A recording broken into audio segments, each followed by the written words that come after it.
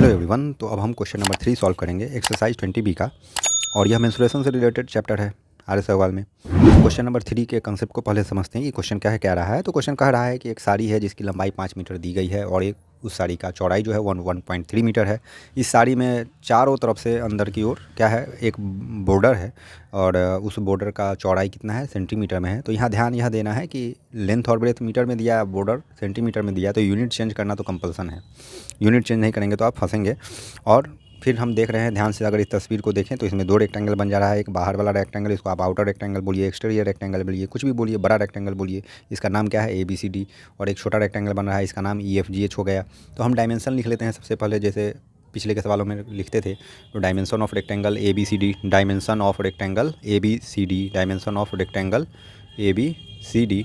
और यह डायमेंशन कितना है, तो लेंथ LENGTH।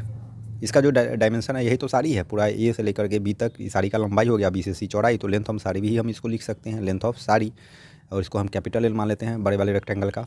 तो ये कितना हमको दिया है, 5 मीटर दिया गया है हमको। और ब्रेथ ऑफ साड़ी, चौड़ाई क्या हो जाएगा साड़ी का, ब्रेथ ऑफ साड़ी, इसको हम कैपिटल B मान लेते हैं। ये कितना दिया गया है, ये हमको 1.3 मीटर दिया गया है।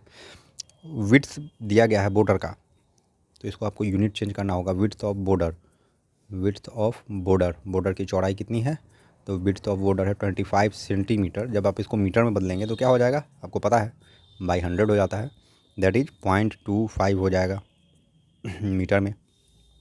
अब आप डायमेंशन निकाल लीजिए छोटे वाले रेक्टेंगल का। डायमेंशन ऑफ रेक्टेंगल, किस वाले रेक्टेंगल का, EFGH। क्या हो जाएगा डायमेंशन, लेंथ सबसे पहले निकलेगा, LENGTH। डायमेंशन मतलब लेंथ ब्रेथ होता है, LENGTH लेंथ, स्मॉल l कितना हो जाएगा, 5 माइनस 0.25 प्लस 0.25, घटाने आता होगा, घटा के देखिए, ये हो जाएगा 4.5 मीटर। ब्रेथ, इसको हम स्मॉल भी मान लेते हैं, 1.3 माइनस अगेन 0.25 प्लस 0.25, जो इस बॉर्डर का चौड़ाई है।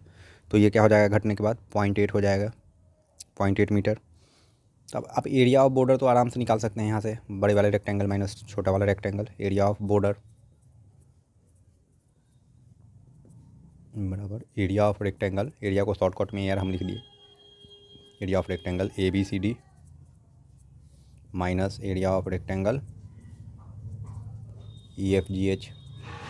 जब आप इन दोनों को सब्ट्रैक्ट करेंगे तो क्या होगा, पहले एरिया निकालना होगा। एरिया क्या होता है, L into B, 5 into 1.3 minus 4.5 into 0.8। जब आप मल्टीप्लाई करेंगे तो ये हो जाएगा 6.5 माइनस 3.60, फाइनली क्या हो जाएगा 2.90 मीटर स्क्वायर। आप खुद से इसको सब्ट्रैक्ट करके देखेंगे। जब हम इसका यूनिट अगेन कन्वर्ट करेंगे तो 2.90 इंटू 100 दैट इज हो जाएगा 29,000 सेंटीमीटर स्क्वायर। क्योंकि हमारा प्राइस जो दिया हुआ है पर सेंटीमीटर स्क्वायर के हिसाब से दिया है। यह बॉर्डर को कंस्ट्रक्ट करने का मतलब 10 सेंटीमीटर स्क्वायर एरिया अगर आप कंस्ट्रक्ट करते हैं, मान लीजिए यहाँ से लेकर यहाँ तक बॉर्डर 10 सेंटीमीटर हो गया, तो इतना को कंस्ट्रक्ट करने में आपको कितना रुपया खर्च आता है, तो 1 रुपया खर्च आता है। तो चूँकि हमारा जो प्राइस कैलकुलेट किया है, दिया गया है, रेट दिया गया है प्राइस का, वो क्या दिया गया है, सेंटीमीटर स्क्वायर में दिया गया है, और एरिया को हम निकाले हैं मीटर स्क्वायर में, तो इसको हम सेंटीमीटर स्क्वायर में कन्वर्ट करेंगे, इसलिए यहाँ पर मल्टीप्लाई किया गया है। अब आगे हम क्या देखते हैं, टोटल कॉस्ट निकालना होगा हमको। तो cost of 10 centimetre square is equal to ₹1। 10 centimetre square को बनाने में 1 रुपया लगता है। तो कितना सेंटीमीटर स्क्वायर हमको बनाना है, 29,000। कॉस्ट ऑफ 29,000 सेंटीमीटर स्क्वायर हमको निकालना है। तो 10 सेंटीमीटर स्क्वायर का हमको 1 लगता है, तो 1 सेंटीमीटर स्क्वायर का क्या हो जाएगा, कॉस्ट ऑफ, यहाँ पे कॉमा दे देते हैं, cost of 1 centimetre square, 1 centimetre square is equal to क्या हो जाएगा, ₹1/10 हो जाएगा, 1/10 हो जाएगा। इसलिए कॉस्ट ऑफ 29,000 सेंटीमीटर स्क्वायर बराबर क्या हो जाएगा, 1/10 इंटू 29,000। एक शून्य से एक शून्य आप काट सकते हैं और बचा हुआ पैसा आप निकाल सकते हैं। तो कितना हो गया, ₹2900। यही रहा हमारा आंसर। किस क्वेश्चन का, तो क्वेश्चन नंबर 3 का। तो देख सकते हैं कितनी आसानी से हम इस क्वेश्चन को सॉल्व कर सकते हैं।